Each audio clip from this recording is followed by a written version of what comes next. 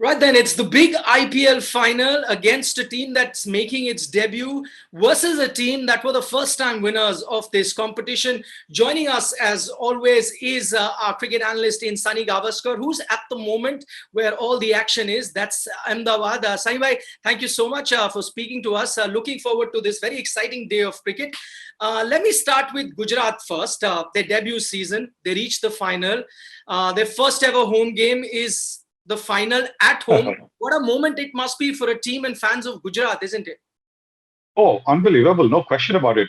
First time playing in the IPL and to be able to get to play the finals at their home venue, which is going to be their home venue from the next edition onwards. That would be a tremendous feeling.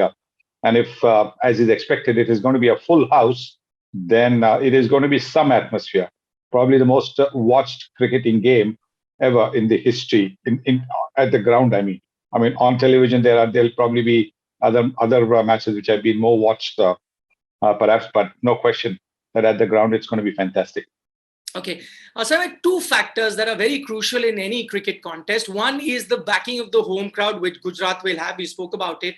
Two is the familiarity with the playing conditions, which Rajasthan have because they've already played a game at this ground earlier. Who do you think has the bigger advantage today in that sense? Team that has the home support or the team that knows the pitch slightly better? Well, like obviously, if you played on it before, and I believe it's the same pitch that's going to be used for the finals as well, which was used on Friday. Which means that the team that is there in the finals has obviously got a little more idea of what the pitch is doing at what particular time. Does it slow down in the second innings? Is it a little bit quicker? Is there a little more turn? Is there a little more bounce? These are factors which the Rajasthan Royals certainly will know much better than what Gujarat will do. But this is a T20 game, and in a T20 format, things can change in a jiffy. All these factors sometimes can be overtaken by the pressure of the situation, and that pressure can get to the best of them. Talking about pressure, Gujarat have beaten Rajasthan both times this season. How much will this particular stat have a role to play in a pressure game like the IPL finals? It'll certainly be a big factor in terms of feeling the confidence. There are certain grounds you go and well, I'm going to do well, or a team knows that they're going to do well. There is certain opposition against whom you're going to do well. So if you've beaten them twice already, then you're certainly saying to yourself, yes, we should be able to do it the third time as well. But what is that? What Rajasthan Royals will be saying to themselves is, okay, we've lost twice, third time lucky. Okay. So, I mean, these are all psychological things going on.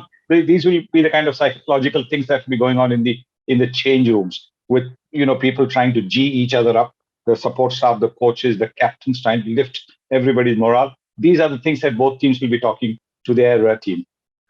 Now, one surprising aspect of Rajasthan's losses to Gujarat this season is that Rajasthan spinners, both Ashwin and Chahal, have picked up only one wicket in the 16 overs against them. What are you expecting in the final? Gujarat batsmen, to continue their dominance against the Rajasthan spinners, or you reckon Yuzi Ashwin can turn the tables, considering Ahmedabad is a much bigger ground and it won't be easy to clear the boundary ropes?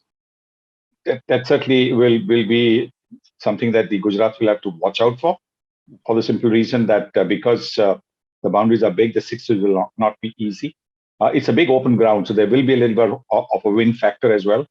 So Sanju Samson will have to be very choosy which end he gives his bowlers, the spinners. There might be a slightly shorter boundary on the sides, so that is something that he'll have to look at. But these are top quality bowlers, both are absolutely top class bowlers. And they've often made the difference to their campaign, because in the middle overs, they've come in and choked the runs, picked the wickets. Yes, they haven't been able to do it against the Gujarat team, but I do believe that in the finals, it can be completely different because some players can simply lift their game to another level when it comes to the big match. And I think that Chahal and Ashwin both are capable of doing that.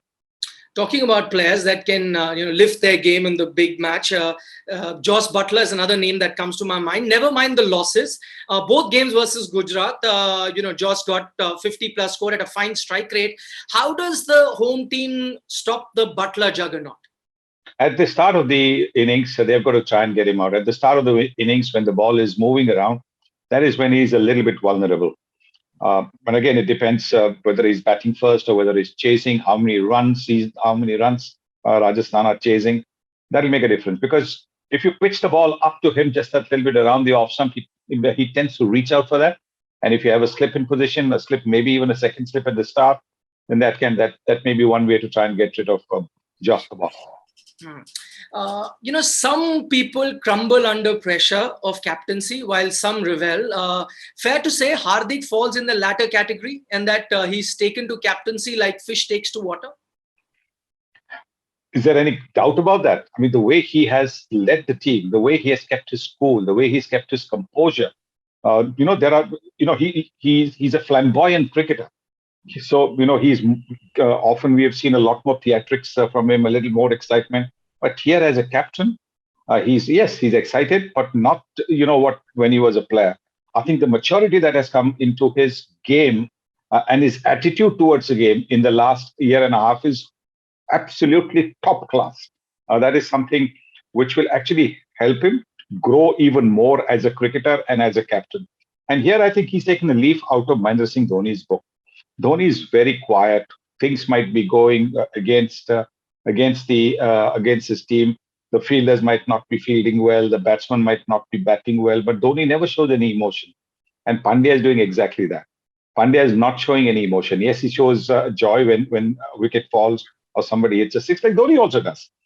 But when the player misfields or a catch is dropped, just like Dhoni doesn't say anything, just walks back to his wicket-keeping position.